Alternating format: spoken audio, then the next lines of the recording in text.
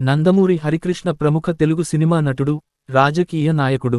ఈయన నందమూరి తారక రామారావు మూడో కుమారుడు. తెలుగుదేశం పార్టీ తరపున శాసన రాజ్యసభకు ప్రాతినిధ్యం వహించాడు. రామారావు తెలుగు దేశం పార్టీ ఏర్పాటులో భాగంగా రాష్ట్రమంతటా విస్తృతంగా పర్యటించే సమయంలో హరికృష్ణ తండ్రి ప్రయాణించిన చైతన్య రథం వాహన సారథ్య బాధ్యతలు వహించాడు. ఇతని కుమారులు కళ్యాణ్రామ్, జూనియర్ ఎన్టీఆర్ ఇద్దరూ తెలుగు నటులే. హరికృష్ణ ఆగస్టు 29, 2018న నల్గొండ జిల్లా అన్నెపర్తి వద్ద జరిగిన రోడ్డు ప్రమాదంలో మరణించాడు. హరికృష్ణ సెప్టెంబరు 2, 1956న ఎన్టీఆర్, బసవరామ తారకం దంపతులకు మూడో సంతానంగా జన్మించాడు. 1980లో కర్ణాటకలోని ఉడుపి జిల్లాకు చెందిన శాలినిని వివాహం చేసుకున్నాడు. ఆమె తండ్రి వ్యాపారవేత్త. వ్యాపారంలో భాగంగా వారి కుటుంబం 1960వ దశకంలో హైదరాబాదులో స్థిరపడ్డారు. రాజకీయ జీవితం. హరికృష్ణ రాష్ట్ర మంత్రిగా, శాసనసభ్యుడిగా, రాజ్యసభ సభ్యుడిగా పనిచేశాడు. 1995లో తెలుగుదేశం పార్టీలో సంక్షోభం ఏర్పడి అధికార మార్పిడి జరిగినప్పుడు తండ్రికి వ్యతిరేకంగా చంద్రబాబును సమర్థించి క్రియాశీలక పాత్ర పోషించాడు. 1995లో చంద్రబాబు నాయకత్వంలో ఏర్పడ్డ ప్రభుత్వంలో హరికృష్ణకు రవాణా శాఖ కేటాయించారు. కానీ 6 నెలల్లో ఆయన ఎక్కడా శాసనసభకు పోటీ చేయలేకపోవడంతో ఆ పదవి వదులుకోవాల్సి వచ్చింది. 1996లో ఎన్టీఆర్ మరణంతో హిందూపురం అసెంబ్లీ స్థానం ఖాళీ అయింది. ఆ స్థానంలో హరికృష్ణ పోటీ చేసి గెలిచాడు.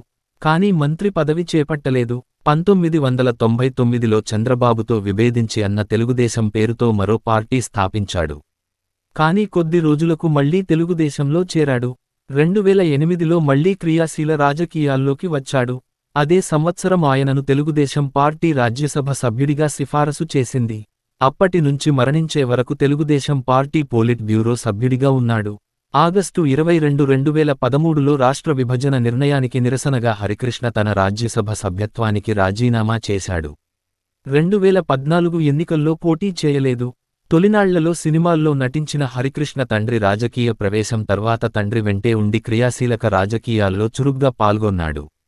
సుమారు 25 ఏళ్ల సుదీర్ఘ విరామం తర్వాత శ్రీరాములయ్య సినిమాతో మరలా నటనా వృత్తికి చేరువయ్యాడు.